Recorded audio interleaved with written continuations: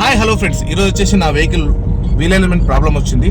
నేను శ్రీలక్ష్మి ఎంటర్ప్రైజెస్ అనేటువంటి Apollo tyre dealers వాళ్ళ దగ్గరికి వెళ్తూ ఉన్నాను. హలో గాయ్స్, ఈరోజు వచ్చేసి నా కార్కి వచ్చేసి వీల్ ఎలిమెంట్ చేపిద్దామని తీసుకొని వచ్చేసాను.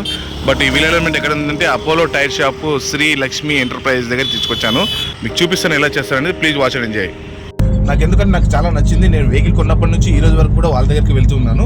బట్ ఈ రోజు వెళ్తున్నాను, ఎలా వీల్ ఎలిమెంట్ చేస్తారు, వీల్ బ్యాలెన్సింగ్ ఎలా చేస్తారు అనేది మీకు చూపించాలనుకుంటున్నాను. Please watch and enjoy. Tyre అయితే అరుగుతూ ఉంది, అందుకోసం ఎందుకు వచ్చిన బాధ అని చెప్పేసి వీల్ ఎలిమెంట్ చేపించేస్తే ప్రాబ్లం ఉండదని చెప్పేసి. నాకు అపోలో టైర్స్ అంటే చాలా ఇష్టము. బట్ నా వెహికల్కి ఇప్పుడు 4 టైర్స్ రొటేషన్ చేపించి వీల్ ఎలిమెంట్ చేపించడానికి నేను వచ్చేసి శ్రీలక్ష్మి ఎంటర్ప్రైజెస్ దగ్గరికి వచ్చాను. ఇది ఎక్కడుందని చెప్తారా? ఇప్పుడు ఇదంతా సంతోష్ నగర్ ఏరియా అండి. అండ్ లెఫ్ట్కి వెళ్తే హైదరాబాద్ వెళ్ళిపోతుంది, రైట్కి వెళ్తే మన బెంగళూరు వెళ్తుంది. మహేంద్రపురం పక్కనే ఉంటుంది కర్నూలులో. ఏవైతే సామాన్లు మనం చేపిస్తామో వీల్ ఎలిమెంట్ కోసం అని చెప్పేసి అవన్నీ ఎక్విప్మెంట్స్ ఇక్కడ ఉంటాయి, చూస్తూ ఉన్నారు కదా. నెక్స్ట్ వచ్చేసి నా వెహికల్ కూడా వీల్ ఎలిమెంట్ చేయడానికి తీసుకొని వస్తున్నాము. ఇక్కడ అపోలో న్యూ టైర్స్ కూడా అమ్ముతారు, 4 వీలర్ దగ్గర నుంచి లారీ వరకు కూడా అమ్ముతారు. అరేంజ్మెంట్ చేసేటప్పుడు ఈ ఎక్విప్మెంట్స్ ఖచ్చితంగా ఉండాలి, ఎందుకంటే కింద ఏ ప్రాపర్టీ ఏ విధంగా ఉంటుందో తెలియదు కాబట్టి వీల్ అలైన్మెంట్ బేస్ ఇది. ఈ అబ్బాయి పేరు షేక్, వీల్ అలైన్మెంట్లో చాలా ఎక్స్పర్ట్. వీల్ అలైన్మెంట్ దీనిని కొన్నిసార్లు బ్రేకింగ్ లేదా ట్రాకింగ్ అని పిలుస్తారు. ఇది ప్రామాణిక ఆటోమొబైల్ నిర్వహణలో భాగం. ఇందులో చక్రాల కోణాలను కారు తయారీదారుల నిర్దేశాలకు సర్దుబాటు చేయడం ఉంటుంది. ఈ సర్దుబాటు ఉద్దేశం టైర్ వేరును తగ్గించడం మరియు వాహనం ప్రయాణం నేరుగా ఒక వైపుకు లాగకుండా చేస్తారు. వీళ్ళు 2 టైర్స్ లెవెల్ బేస్ చేసి ఎటువంటి ఇబ్బంది లేకుండా ఆన్ రోడ్లో ఉండే విధంగా చేస్తారు. అసలు మీకు అనిపిస్తుంటుంది, అసలు కార్ ఏంటి, వీల్ ఎలిమెంట్ చేపేయడం ఏంటి అనేది.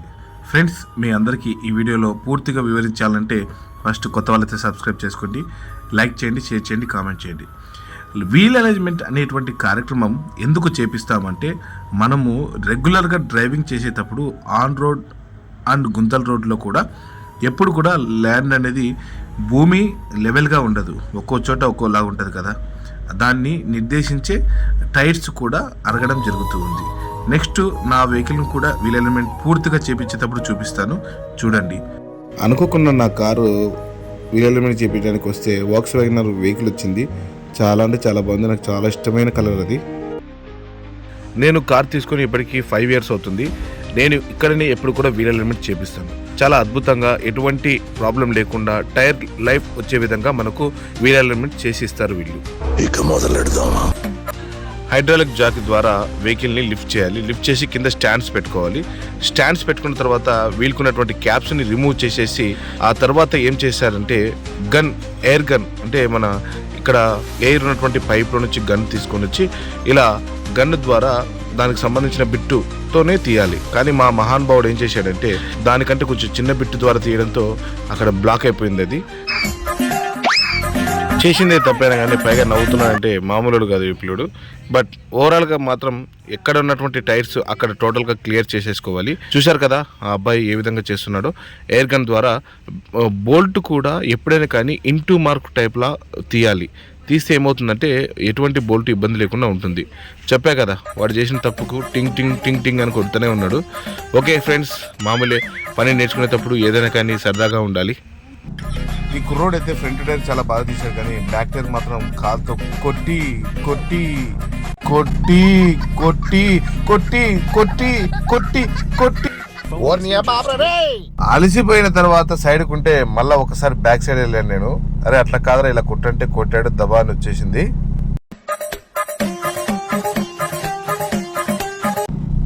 ఫైనల్గా అయితే టైర్స్ మొత్తం తీసిన తర్వాత 4 టైర్స్ ఇలా ఓపెన్ అయిపోతుంది. నేను రీసెంట్గా దీనికి బ్రేక్ ప్యాడ్స్ అండ్ బేరింగ్ కూడా వేయించాను. ఆ తర్వాత కొంచెం ఫ్రీగా అయిపోయింది టైరు.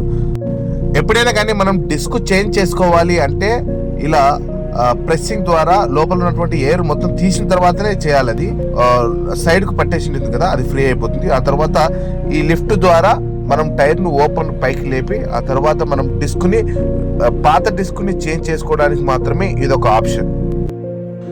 సరే, మొత్తానికి అయితే మన 4 వీల్స్ తీశారు కదా. తీసిన తర్వాత front back front into mark type లాగా వేయాలి, లేదా ఫ్రంట్ బ్యాక్ ఫ్రంట్ వేసినా కానీ సరిపోతుంది అని చెప్పాడు. చెప్పిన తర్వాత మిషన్ లో ఉంటుందన్నమాట. ఎక్కడన్నా ఎయిర్ పట్టేసింటే లేదా ఎక్కడన్నా కానీ డిస్క్ బెండ్ అయినా కానీ అక్కడ ఉన్నటువంటి మెటల్ని అక్కడ ప్రెస్ చేసి కొడతాడు. అది కొట్టడం వల్ల ఏమవుతుందంటే అక్కడ మనకు ఎప్పుడు కూడా టైర్ తినడం అనేది ఉండదు.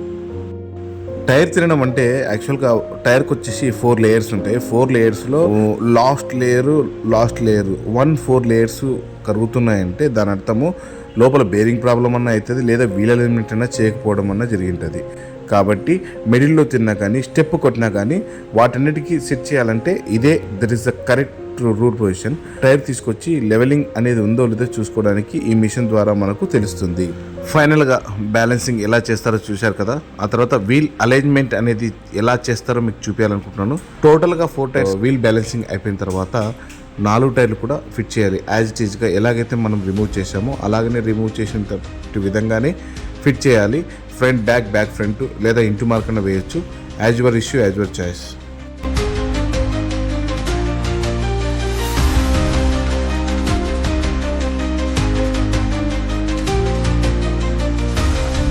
ఎప్పుడైనా టైర్ బోల్ట్ ఫిట్ చేసేటప్పుడు ఖచ్చితంగా ఇంటూ మార్క్ టైప్ లాగానే టైట్ చేయాలి. ఎందుకంటే ఎక్కడ కూడా బోల్ట్ అనేది tyre wheel bolt thread miss అవ్వకుండా యాజ్ గా ఫిక్స్ అయిపోతుంది.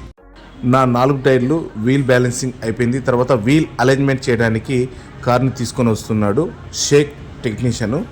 తీసుకుని వచ్చేటప్పుడు ఫస్ట్ ఆఫ్ ఆల్ వీల్ బోల్టాలు టైట్ ఉన్నా లేదా కూడా చెక్ చేసుకోవాలి. ఎవ్రీబడి తప్పకుండా చేసుకోవాలి. వీల్ క్యాప్స్ అనేవి ఉండకూడదు.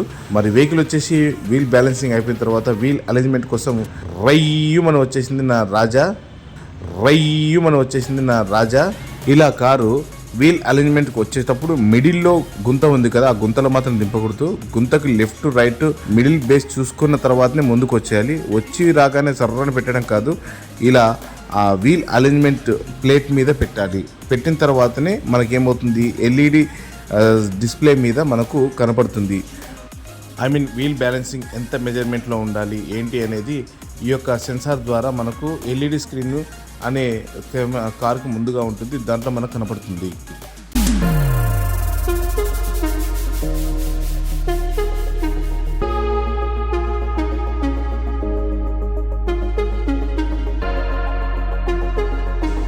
చెప్పాను కదా, కారుకు ముందుగా ఎల్ఈడి స్క్రీన్ ఉంటుంది. ఆ స్క్రీన్లో దీని యొక్క బ్యాలెన్సింగ్ ఎంత పెట్టాలి, ఎంత మెజర్మెంట్లో ఉండాలి అనేది టోటల్గా అందులో వస్తుంది. ఎక్కడైనా అటు ఇటు అయిందనుకోండి, అడ్జస్ట్మెంట్ చేయడానికి స్టార్టింగ్లో స్పానర్స్ చూపించాను కదా, ఆ స్పానర్స్ ద్వారా సెట్ చేస్తారు. రెడ్ మార్క్ వచ్చిందనుకో అది కొంచెం అడ్జస్ట్మెంట్ చేయవలసిందిగా ఉంటుంది. గ్రీన్ మార్క్ వచ్చిందనుకోండి సెట్ అయిపోయినట్టు ఉంటుంది.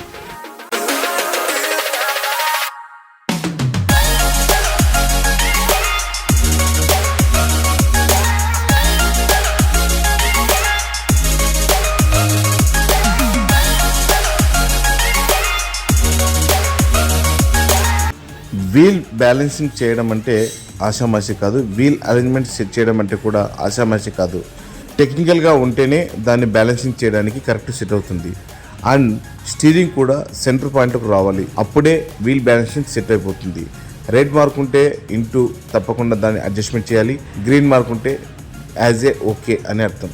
ఆ డిస్ప్లేలో వస్తున్నటువంటి ఎల్ఈడి స్క్రీన్లో సెన్సార్ వచ్చేసి ఒక పైపు మాదిరిగా ఉంది కదా, ఆ పైపు ద్వారా ఇక్కడ ఉన్నటువంటి సెన్సార్కి కమ్యూనికేషన్ జరుగుతుంది. అప్పుడు మనకు డిస్ప్లేలో ఎంత మెజర్మెంట్ ఉందని తెలుస్తుంది. ఆ తర్వాత స్టీరింగ్ దగ్గర కూడా ఒక రాడ్ని పెట్టవలసి వస్తుంది. ఆ రాడ్ ద్వారా స్టీరింగ్ అడ్జస్ట్మెంట్ కూడా సెట్ అవుతుంది. వెహికల్ని ర్యాంప్ మీద పెట్టేటప్పుడు హ్యాండ్ బ్రేక్ తప్పనిసరిగా వేయాలి. అండ్ ఎటువంటి ఇబ్బంది లేకుండా చాబీ ఆఫ్ చేసేసుకుని సైడ్కి పెట్టేయాలి. వీల్ బ్యాలెన్సింగ్ అయిపోయింది. వీల్ అలైన్మెంట్ సెట్టింగ్ కూడా ఎండింగ్కి వచ్చేసింది. కింద వచ్చేసి సెట్ చేస్తున్నాడు కదా, బోల్ట్ సెట్ చేస్తున్నాడు కదా, అదే వీల్ అలైన్మెంట్ సెట్టింగ్స్ అని అంటారు. కాబట్టి ఫ్రెండ్స్, ఈ వీడియో మీకు నచ్చినట్లయితే లైక్ చేయండి, షేర్ చేయండి. ఈ అబ్బాయి పేరు షేక్. మీరు ఎప్పుడైనా వెళ్ళినా కూడా మన Kurnool Raghu singer YouTube channel చూశాక వచ్చామని చెప్పండి, తప్పకుండా మీకు డిస్కౌంట్ ఖచ్చితంగా ఇస్తారు. తను చేసేటువంటి కష్టానికి మీరు ఫలితం ఇవ్వాలంటే ఒక లైక్ చేయండి, కామెంట్ రూపంలో కామెంట్ చేయండి. ఇదిగో ఆ ఎల్ఈడి స్క్రీన్ మీద చూస్తూ కింద అడ్జస్ట్మెంట్ చేస్తూ ఉన్నాడు కదా. Okay friends, thank you for watching my video. నేను మీ కర్నూలు సింగర్. ఇకపై మన వీల్ అలైన్మెంట్ మొత్తం కూడా అయిపోయింది. ఆ తర్వాత తీసివేయడం కూడా జరుగుతూ ఉంది. మొదట్లో ఎలాగైతే పెట్టారో అదే విధంగా యాజ్ ఇట్ ఈజ్గా తీసి అక్కడ పెట్టేసుకోవాలి, ఎందుకంటే ఇది చాలా సెన్సిటివ్గా ఉంటుంది. ఎల్ఈడి స్క్రీన్ బ్యాక్ సైడ్ ఉన్నటువంటి సెన్సార్కి వీళ్ళు తీసినటువంటి దీనికి మధ్య కమ్యూనికేషన్ జరిగితేనే వీల్ అలైన్మెంట్ బ్యాలెన్సింగ్ క్లారిటీగా ఉంటుంది. ఆ తర్వాత క్యాప్స్ అయితే వేసేసారు. మా ఫ్రెండ్స్ అందరూ కూడా చాలా సరదాగా ఎంజాయ్గా జరిగింది ప్రోగ్రామ్ అంతా. ఏంటో వీడియో తీస్తున్నా అని అనుకున్నారు కానీ అంతా మన యూట్యూబ్ ఛానల్ కోసమే మీకోసం కష్టపడి తీశాను. మరి వెహికల్ అయితే యాజ్ ఇట్ ఈస్గా ముందు ఒక అబ్బాయి ఉండి మొత్తం చెప్తూ ఉన్నాడు, ఇలా వెళ్ళని ఇలా వెళ్ళని. ఎలాగైతే పైనకి మన బంగారు రాజు వచ్చాడో వీల్ అలైన్మెంట్ చేయించుకున్న తర్వాత వీల్ అలైన్మెంట్ క్లియర్ అయిపోయింది. తర్వాత రోడ్ ట్రయల్ కోసం వెళ్తున్నాము. నా టెక్నీషియన్ షేక్ ఏం చెప్తాడో ఒకసారి మన మాటలు విందాం. ఓకే ఫ్రెండ్స్, ఇంతవరకు వచ్చేసి మనము చాలా అద్భుతంగా మా టోటల్గా 4 వీలర్స్కి ఎటువంటి ఇబ్బంది లేకుండా నా వీల్ వచ్చేసి కొంచెం అది ఏమైంది ఇది wheel alignment and wheel balancing. నా వెహికల్కి వచ్చేసి లెఫ్ట్ టైర్ వచ్చేసి కొంచెం డ్రాప్ అయింది అన్నాడు వీల్ బ్యాలెన్సింగ్. అది సెట్ చేసాం ఫ్రెండ్స్. కస్టమర్ సంతోషమే మా సంతోషం అని చెప్పి బిల్లు మాత్రం చాలా తక్కువ వేశారు. I'm so happy. Thank you so much Shaik. Srilakshmi enterprises, Apollo tyre shop, thank you so much. ఫైనల్గా నా వెహికల్ ట్రయల్కి అయితే వెళ్ళేసి వచ్చాము. వెనకాల షాప్ ఉంది కదా. మీకు ఈ వీడియో నచ్చినట్లయితే లైక్ చేయండి, షేర్ చేయండి, కామెంట్ చేయండి, కొత్త వాళ్ళకి సబ్స్క్రైబ్ చేసుకోండి ఫ్రెండ్స్. Bye bye.